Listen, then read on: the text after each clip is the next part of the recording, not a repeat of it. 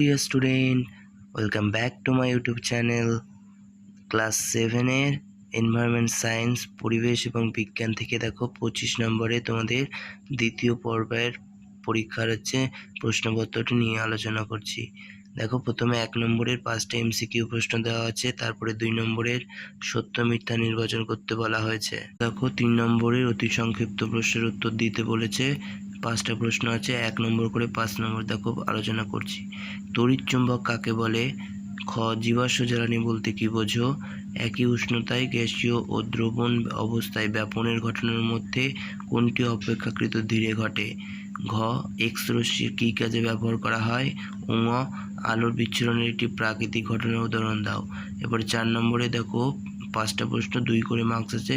সৌরশক্তির ব্যবহার, ফুলের কয়টি অংশ কী কী? ফিউজ তার কীভাবে কাজ করে? তড়িৎচুম্বকের ব্যবহার, আলোর প্রতিসরণ কাকে বলে?